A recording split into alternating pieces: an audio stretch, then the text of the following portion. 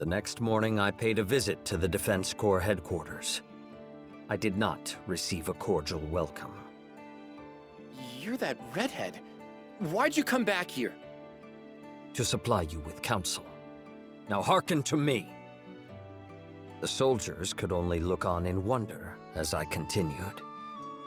Order is the basis of any kingdom, great or small.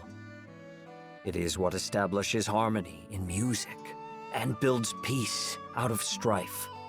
You are its keepers and conductors. Take pride in your duty. To this, the soldiers could find no response. I went on. You told me you cannot fight because Roland is gone. You are mistaken. Comrades give you courage, but true strength must come from within.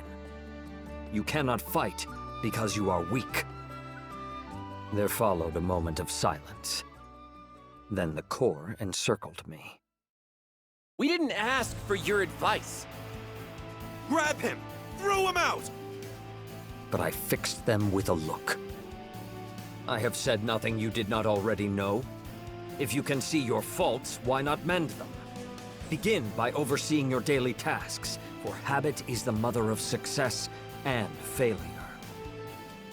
That's it! You won't shut up? Then we'll make you! I evaded the soldier's blow with a step.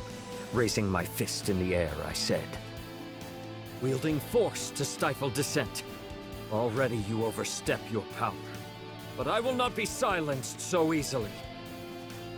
In one wave, the whole Corps rushed upon me, but they were like water breaking upon rock. I showed them mercy. So when it was over, their pride smarted more than their flesh. Who the hell are you?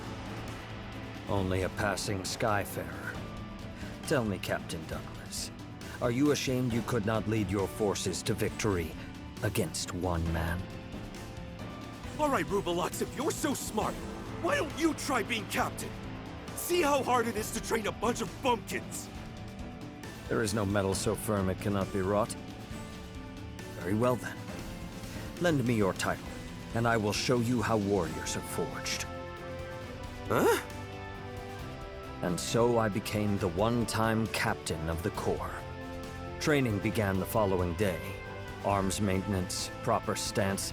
They had no knowledge of even these rudimentary things. I was reminded of my days as a squire, when I was first initiated in the art of war.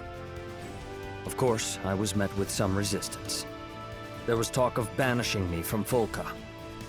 Yet not a soldier abandoned their training. I saw that though they lacked discipline, their hearts were in the right place. As long as they loved their city, I would grant them the strength and knowledge to protect it. Often while they honed their bodies in the field, I gave speeches to reform them in spirit. When you hear of trouble, act swiftly. But above all, seek to prevent. Every drop of blood is a loss. The wise win wars before the first blow is struck. Take censure, but reserve judgment. Focus on bettering yourself, for the only actions you can control are your own. Always be ready to defend your people. Though peace may reign within your borders, there is no telling what perils lurk without. Within days, a new luster could be seen in the soldiers' eyes, and all talk of my banishment had faded.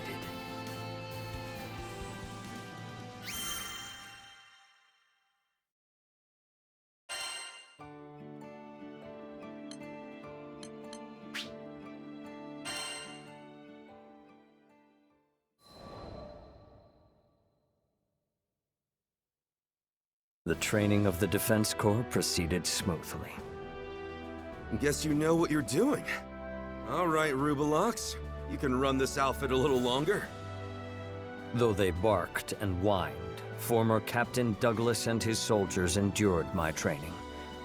The time had come for Fulka to see them reborn.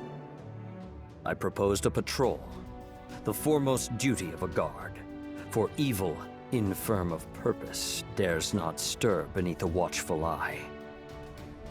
That's a bad idea. I looked sharply at Douglas, who paced back and forth. Why do you waver? Why do you think? We've been losers our whole lives. We can't go out there now and dance around the place like we own it. They're gonna laugh at us. As a soldier, you must not weigh pride against duty. Now, this is a direct order from your captain. Move out. All came to pass as Douglas feared. In the streets of the city, children pointed, men jeered, and women laughed. Behind me, I could feel the will of my band weakening. Do not falter. Remember, shame should not hinder, but rather drive you to do good. The eye sees only the present, and the past is soon forgotten. There was no more I could do for them. The Corps would have to reclaim their own honor. I led them on without another backward glance. Hey, look! It's the March of the Freeloaders! Must be nice getting paid to take a little stroll! These barbed words were slung at us before the tavern. The speaker was a red-faced man, no doubt set on by excessive wine. I slowed my pace. It was true that the Corps had brought this scorn upon their heads, yet what remedy could poisoned tongues offer? I never intended for them to be thus reviled. Turning, I walked up to the drunkard. You got a problem, big guy? The man shook in fear. But I did no more than bow to him. Forgive us. It is the part of a leader to bear the faults of his followers. For who will answer to a lord that will not answer for them? I am now the captain of the Corps, and speak on their behalf. We have failed you in the past. For that, we are sorry. But these soldiers are now changed.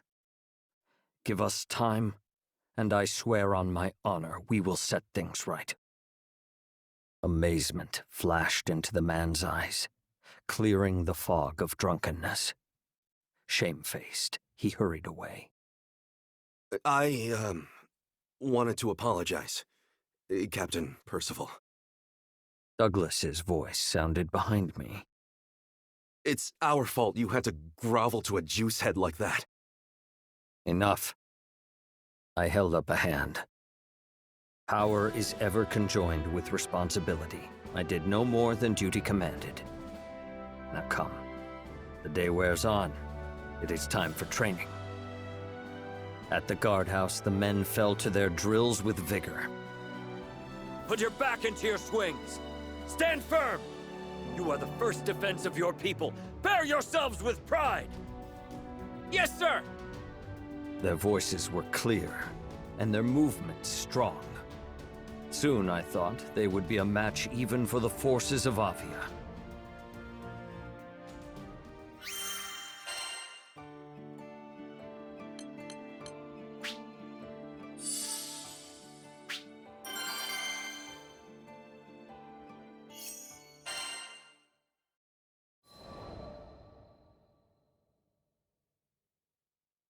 Bad news!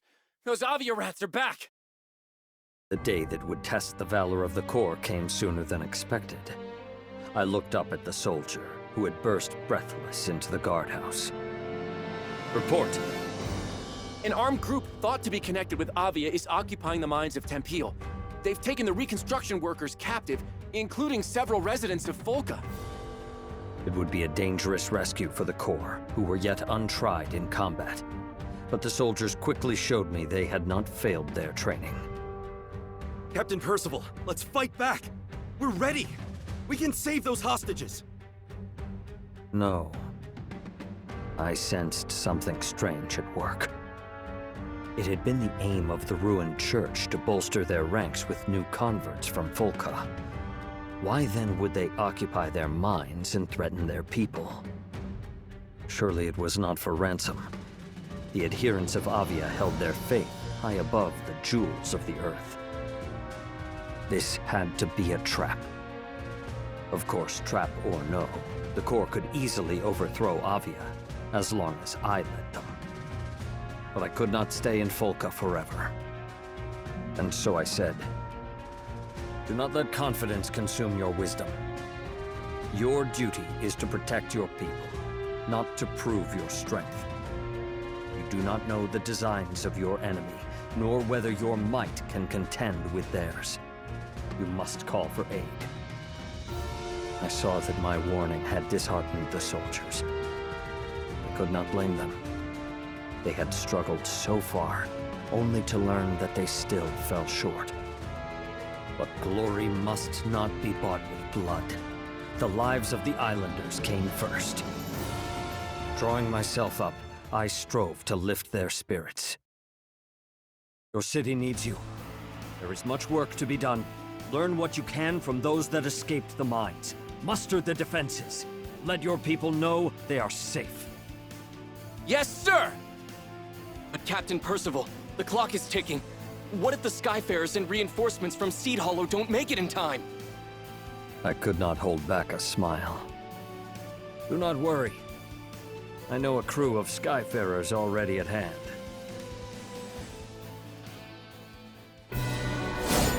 First, to secure the hostages.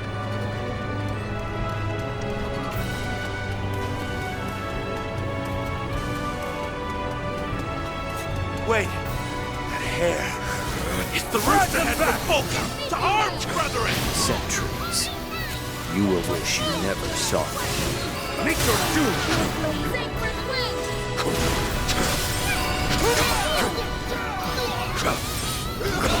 There must be more of them.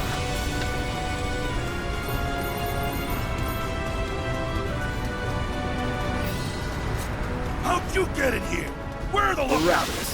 Challenging a Job? You'll never know! Let's conclude this! There are too few of them. Their main force must be headed for Folka. Perhaps I should turn back. No. I must have faith in my comrades.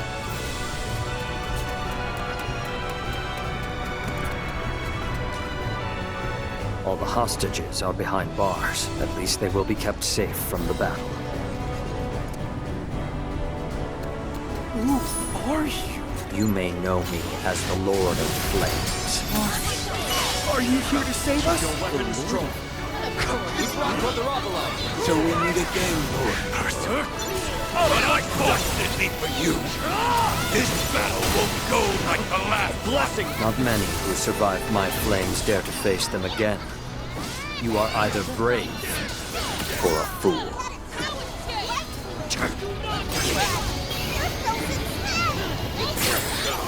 I can't believe it. They're winning 100 to 1. How? Stay alert. Have the stars forsaken us? The stars do not decide our fate. We do. In turning to treachery and force, you built your own tomb. Will somebody please silence this man? Impressive fighter. A lovely opening act to the fall.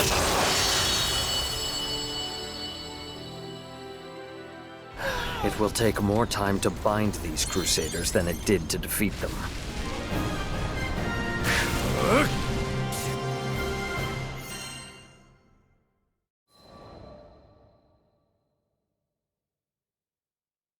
I bound the hands of the Crusaders and turned them captive toward Folka. Why, here's a stalwart little interloper. You could do far better than skyfaring, you know. Keep silent. I will not listen to the lies of a false prophet. Then I guess you won't believe me when I say the mines were just a diversion. We sent our main force to Folka. They'll have captured the city by now. We'll raze it to the ground and build a new Church of Avia on the smoking ruins. The preacher continued to lay bare his plot, though I had no desire to hear it. I know this backcountry is filled with scurrying field mice. You Skyfarers were the only real threat. If we could keep you busy elsewhere, say, in some nice, dusty mines, then taking Folka would be like stealing candy from a baby. Even now you know not of what you speak. I had already made out that the mines were not your true purpose, and you misjudge the people of Volca. There is great strength in that city. It will not fall to the likes of you. That's hogwash! If you will not trust my words, then perhaps you will trust your eyes. We had come to the gate of Volca. Captain Percival, we've captured all the invaders. You should have seen us, Captain! No one messes with us on our turf! There, trussed up before the city walls, were the remaining Crusaders of Avia. The soldiers of the Corps stood over them, bloody but triumphant. And the air was bright and filled with rejoicing as the people of Volca cried glory unto their defenders. Impossible. How could country mice have overthrown the High Hawks of Avia? With that, the preacher fell to his knees and spoke no more.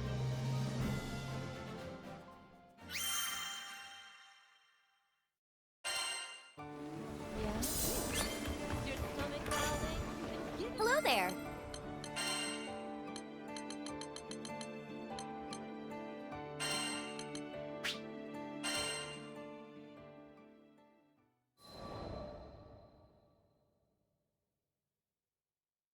Several days later, I walked into the guardhouse for what would be the last time. The captain's here! Attention! In a moment, the soldiers were lined up before me. At ease. My friends, you have found your strength and your courage. The time has come for me to step down as your captain. For the space of a deep breath, the soldiers did not stir. I read in their eyes that they had long seen this day coming. Captain Percival, That title is no longer mine. I return it to you, Captain Douglas. You have become a worthy leader.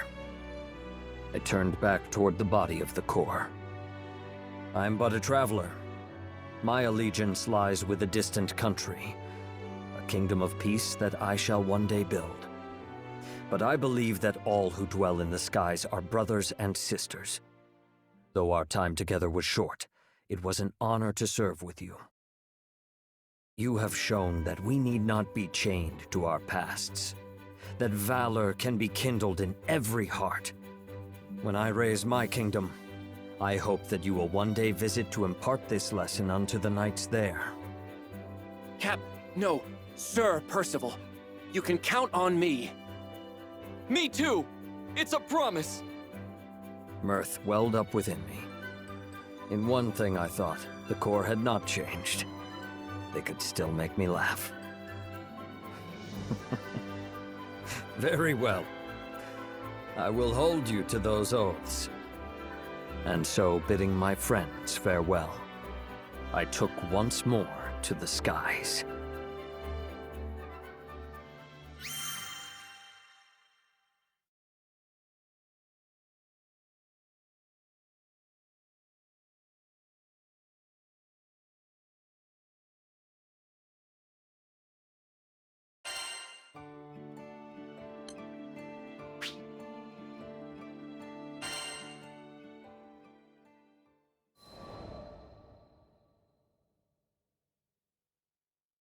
It was many months before I could return to Volca.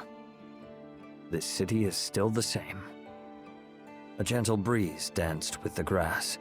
Sunlight streamed from between the leaves of trees, paving the streets in green and gold. But snakes dwell even in the quietest of gardens. Peace presided over this land only because there was a valiant Corps to keep it. I was once captain of the Vulcan Defense Corps, and though our paths led on to different ends, they would ever be my friends and comrades. In my heart, I saluted them. Wait, aren't you? Well met. I was not surprised we crossed paths. Volca was a small city, and I knew the Defense Corps kept vigilant watch. I am glad to see you doing well. We sure are. even got a generation of new recruits trained up. So, when do you think you'll be inviting us to your kingdom? I responded with a wry smile. It will be some time yet, but I shall not rest unless it be in a country of peace. Until that day, wait here, and serve your city well. You're gonna make it, Percival. I just know it. In the meantime, I better practice my curtsy, huh? I regarded Captain Douglas and his corps. Here were soldiers that had once lived in shame, but courage had been kindled in their hearts, and like candles they now passed its light to others. So does one good turn give rise to another, and valor begets valor. Perhaps the rise of my kingdom was not so far off after all.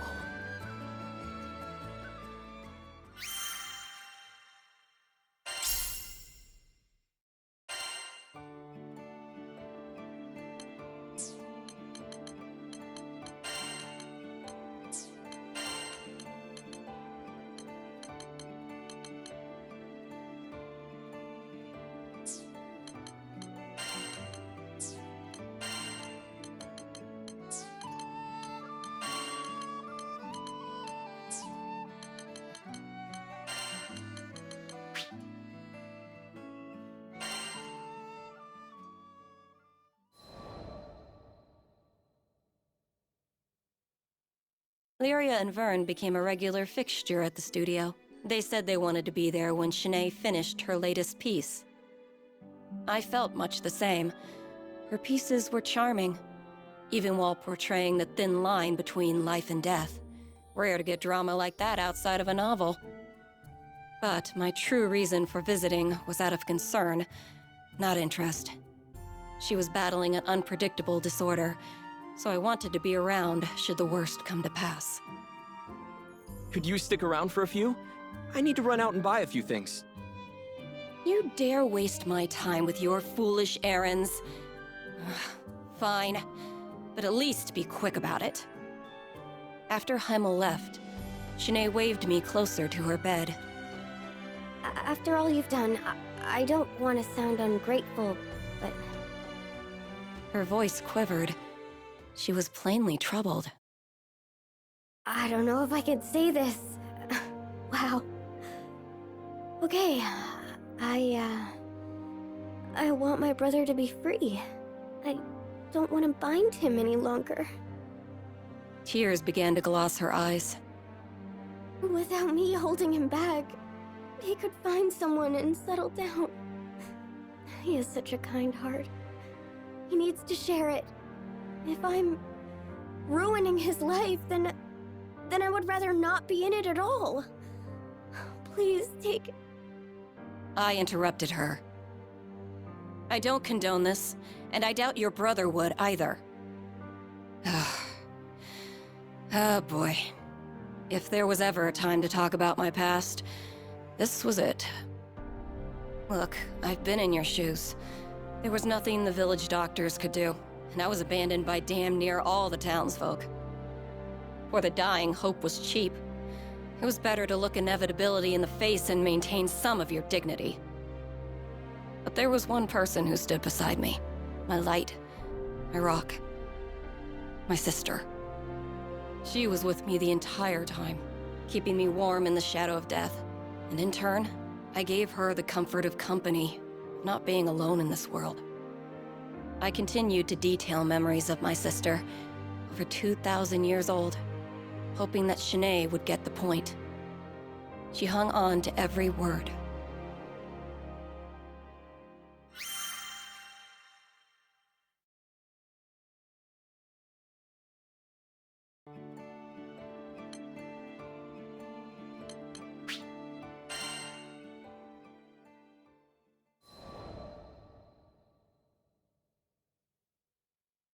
When I concluded my story, to my disappointment, Shanae seemed to pick up the wrong message.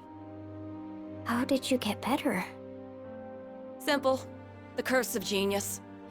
I developed an entire school of magic and abandoned my wretched body.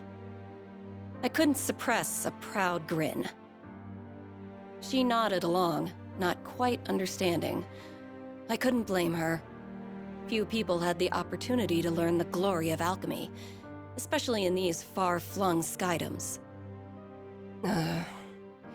Imagine your body is a jar and your soul is water. I created a fresher, cuter jar and poured my soul into it. You can do that sort of thing? Shanae cupped her mouth in surprise. Don't insult me. There's nothing I can't do. She grew silent as gears began to whir in her head. A few moments later, she stared at me with pleading eyes and spoke. Could you do it for me? Well, that was predictable. But I could relate to her predicament, and that alone made me want to help.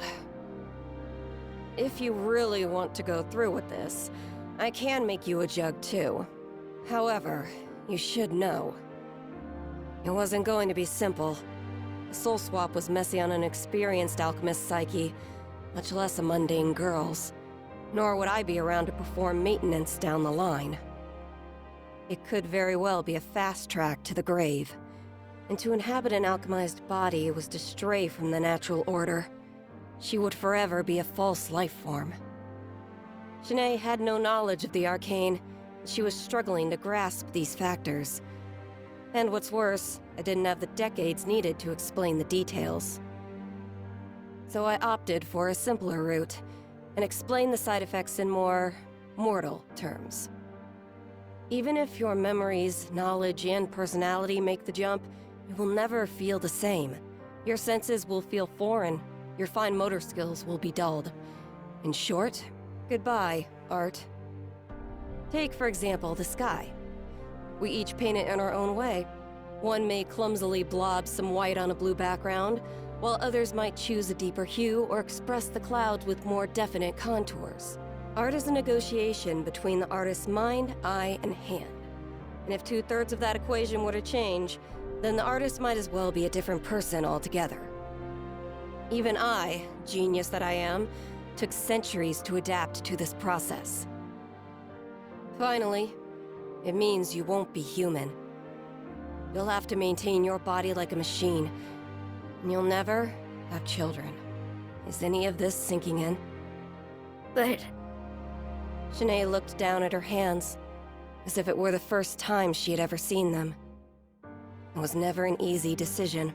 Even my sister begged me not to abandon my mortality, right until I made the hop into a new vessel.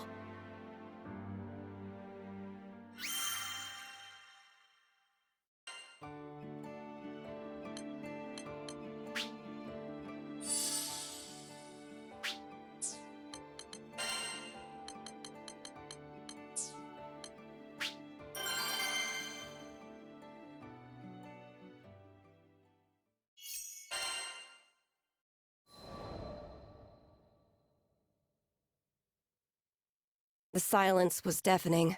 Shanae was considering her past, and what abandoning it would mean for her future.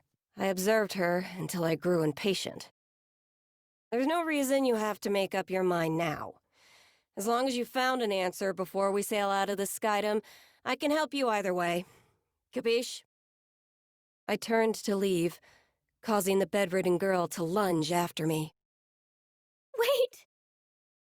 I don't care about losing my art. If it will free Heimel to live his life, then my choice is clear. Her tears were pierced by a genuine smile. She bore the pain of losing her creative soul and the joy of gaining a liberated brother. Even with my infinite understanding of the universe, I could not say which of those emotions was stronger. You sure you don't want to talk to him first? She shook her head. I felt a small pang of regret. I led her down this path because I, on some level, felt we were alike in our suffering. But the truth was, I had an, I won't say easier way out. The same solution applied to Shanae's problem would be far more complicated.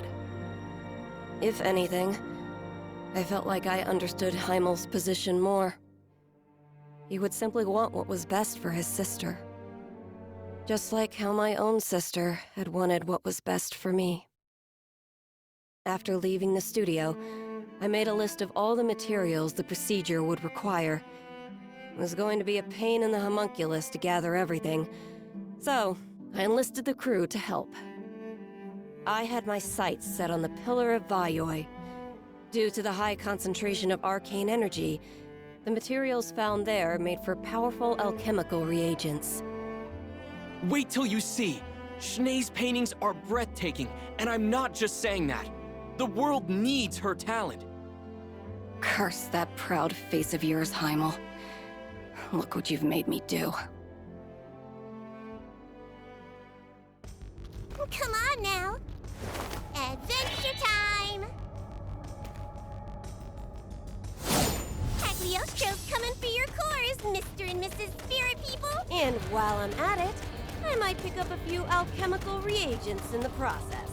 Great. This won't help anyone.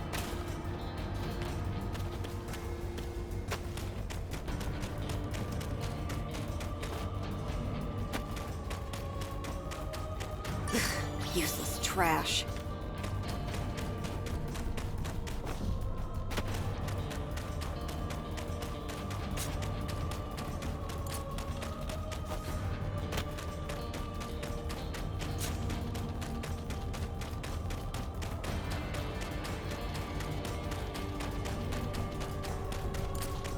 Great.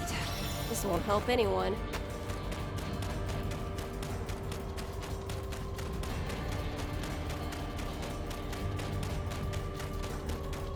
Yay! This'll do the trick!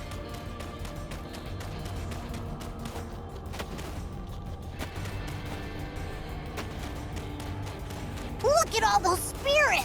What do you call a group of them anyway? A herd? A flock? I call them target practice. Now come on. You need dark and light cores.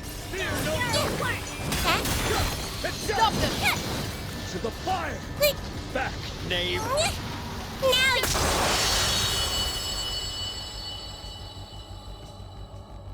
Hey! Finders keepers! Sounds like we're making good time.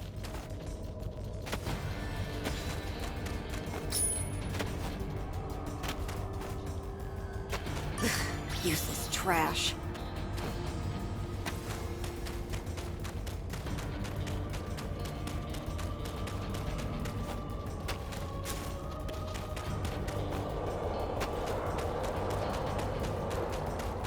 Ribbon tied.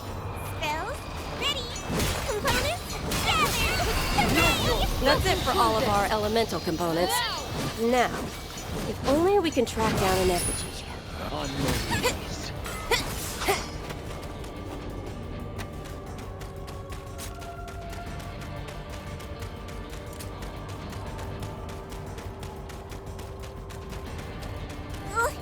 Cagliostro knows everybody wants to cuddle up to her.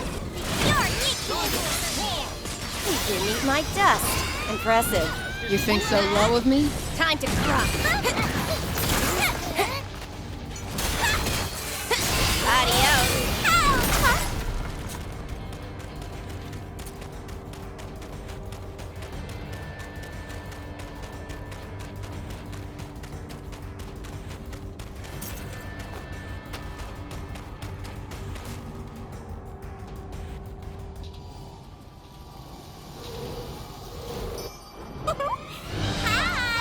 Now, I need to blast you into alchemic dust. I think I'm starting to feel sorry for the spirit. Last push! Make sure you get them all! Did you see me? Did I do great or what? It's the last Excellent. Throw a few spirit guts in the old extractor, and we'll have prime crystals on our hands. what now? Don't worry about it, Mr. Lizard. Wanna head back to town? Back and away! Too cute to handle, too smart to beat.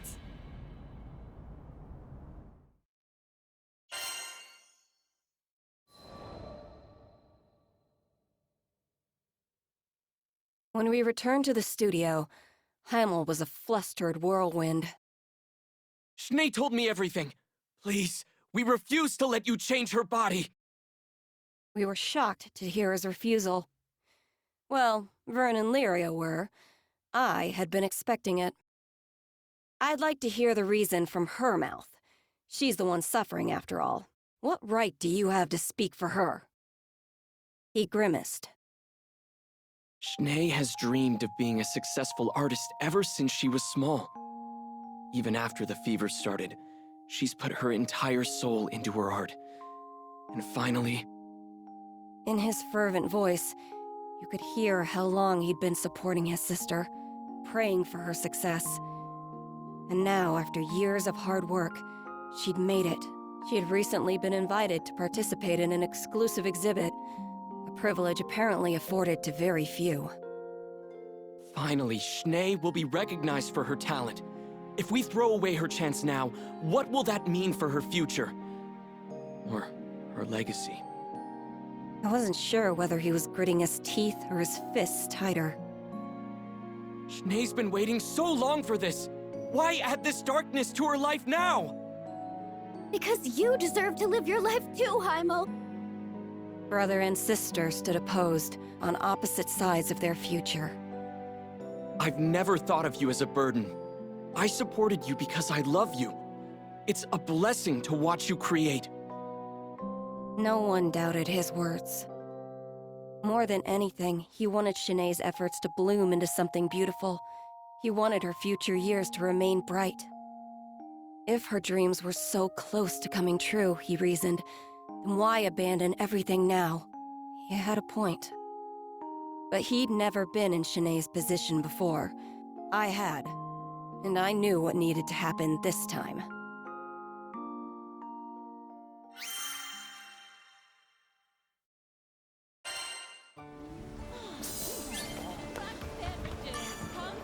Hello there.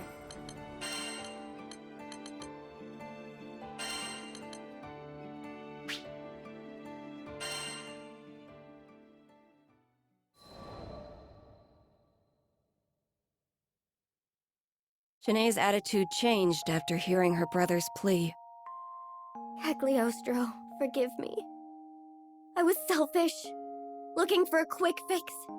But now, I know I should face this disease and live my life the way I meant to.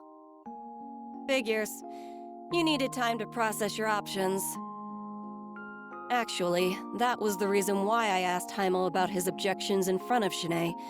She needed to hear his part. We're sorry for wasting your time. We know it wasn't easy to gather all those components for a new body. New body? Doesn't ring a bell. But you said you would give Schnee a new vessel. Right into my trap.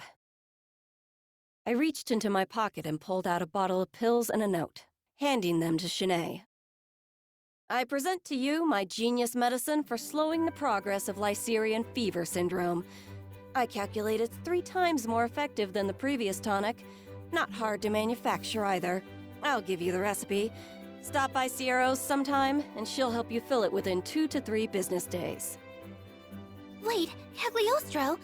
So why did we go all the way to the Pillar of Vayoi? It wasn't obvious? I needed some stronger base reagents to help synthesize the first batch. My crewmates looked at me with irritation. But when you've lived as long as I have, sometimes you need to spice things up with a few pranks. While we're on the topic, I did a little more research. Experts say that ley lines rebalance themselves after a number of years. Problem is, most people die before it can happen. But with my new prescription, you should be able to make it long enough. No sweat. Cagliostro, how can we ever repay you? You are everything to this family. Shanae was so overcome with emotion, she couldn't express her own thanks. I didn't mind her silence, though. Excess sentimentality always spoiled the mood. We had more important topics to discuss anyway. Right, so about payment. The founder of Alchemy developed a new medication specifically for your family. That's gonna cost ya. Heimel swallowed, readying himself for the worst. I'm a fool. You're absolutely right. We don't have much in the way of money or valuables, but we'll do whatever it takes to... I think there's been a misunderstanding. You don't get to decide my reward. Are we clear? Shanae and Heimel both nodded in fearful silence. Seeing harmony restored to the studio was a wonderful feeling. I even allowed myself to bask in memories of my sister as a treat.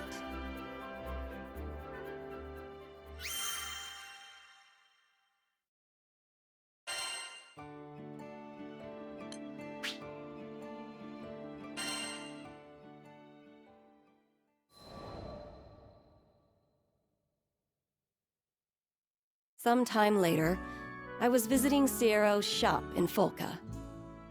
You have my payment from Shanae and Heimel? Sure do. It's a big one, so take good care of her. From behind the counter, Ciero pulled out a canvas displaying the world's cutest girl. Clear skin, dewy eyes, and a mischievous smile, all framed by soft golden locks. Utter perfection.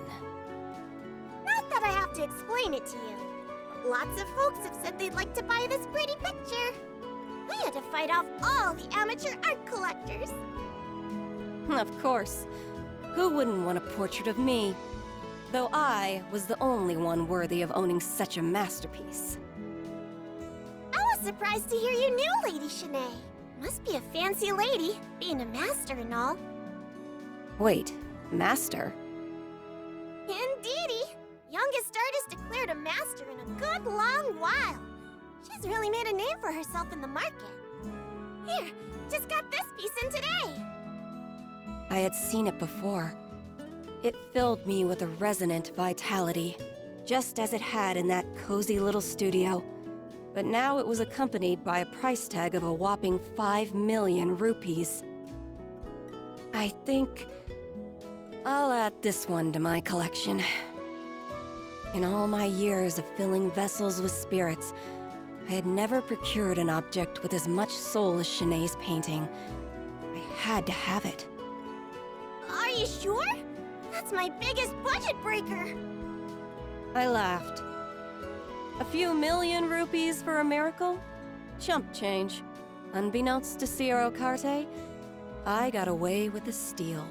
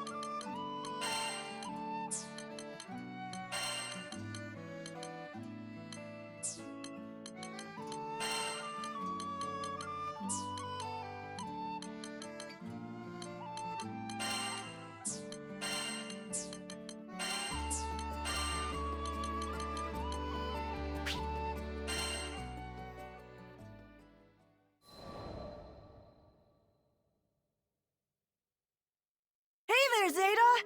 So glad I caught you again. How did he always know when I was in Seed Hollow? He was clueless to his clinginess, and it was testing my patience. Are you free today? I was thinking we could go on a picnic. I mulled it over for a bit. A picnic didn't sound half bad. It was a nice day after all. Oh no. Is this a bad time? His puppy dog eyes bore into my soul. How could I say no to that? Kids just have this way of triggering your protective instincts. Not to mention they can be terrifyingly perceptive. You know what? The weather's great today. So, count me in. His face lit up with joy, and I turned to my next important decision. What to have for lunch. I didn't have to think too hard about that. When it came to picnics, sandwiches were the only way to go. This must be the lad I've heard so much about. A few days earlier, I was in the ship's lounge telling the captain about Vaughn, when Vasaraga happened to walk in.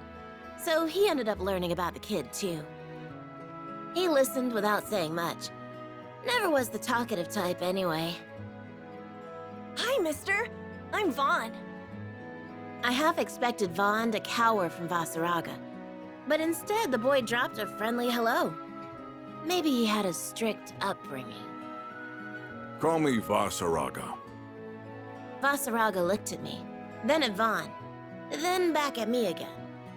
What did he want? So that's how it is. Here, Zeta. Take these. I peeked into the bag he gave me and did a double take. It was stuffed with fruit sandwiches. These come highly recommended by Vern, Lyria, and the captain. You should split them with Vaughn. For the both of us. Huh. Call me crazy, but it almost sounded like he went out of his way to buy these for us. I rummaged through the goods and caught sight of one sandwich stuffed with melon slices and another with peaches. Nice. Those are my favorites. Hey, great pickups, Vasaraga. Can't wait to scarf these down. Go for it. Cha-ching! Jackpot! Vaughn and I said our goodbyes to Vasaraga, and we found an open bench in a park just outside the city. You look really happy. Are you a big fruit fan? I was jamming an ungodly amalgamation of fruit, bread, and whipped cream into my face. I think that counts as a yes. Yeah, more or less. I like anything as long as it's tasty. Ah, that's good to know. There was no chance in hell Vasaraga picked out these cute sandwiches all by himself. Absolutely none. Someone in the crew must have tagged along. The thought of him stomping through the aisles of a shop filled with cupcakes and cookies drew a chuckle out of me. So, are you and Vasaraga an item? Are we an item? Gross! Is that what it looks like to you? Look, he's just my coworker. I'm kind of stuck with him. Uh-huh. He opened his mouth as if he had more to say, but I guess he changed his mind. We ended up having a fascinating chat about bugs instead.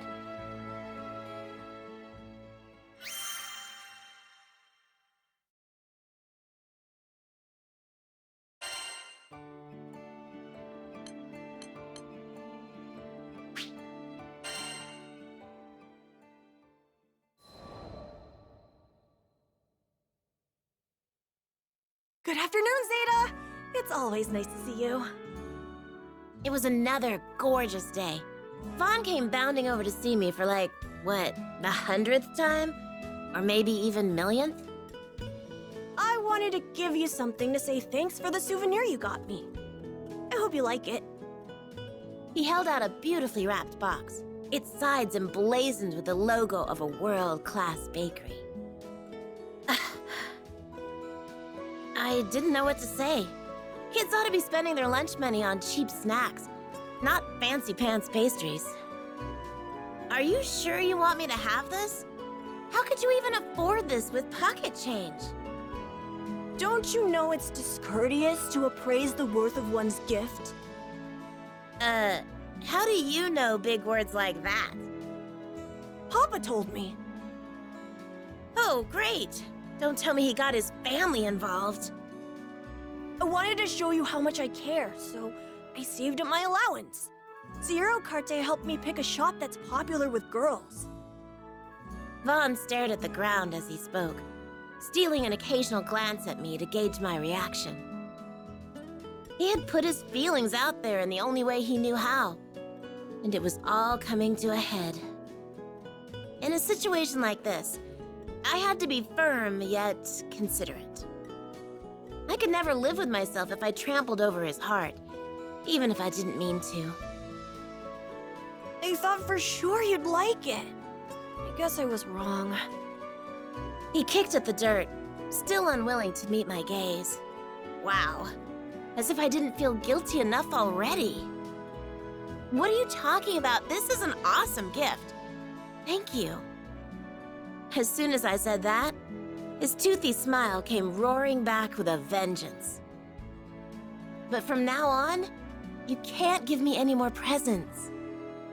Why not? In one fell swoop, he turned my words against me. Poor boy was on the verge of tears. His voice quivered as he explained his intent. He had seen how delighted I was with Vasaraga's gift of sandwiches, and all he wanted was to deliver that same joy. Oh, you sweet darling boy. You've got a lot to learn, but your heart's in the right place. I'd hate to leave you jaded. I decided that honesty was the best course of action. No more tiptoeing around the issue. It's a lovely gift, but I'm worried you're not eating enough to grow big and strong. That's why I want you to spend your money on snacks for yourself, okay? Okay, got it. Way to go, Zeta. So much for being upfront with him. I'm glad you understand. Now why don't we dig into this yummy treat together? Sure, I'd be happy to feed you. Gah, why, you conniving little... My hands work just fine, thank you very much. Phooey.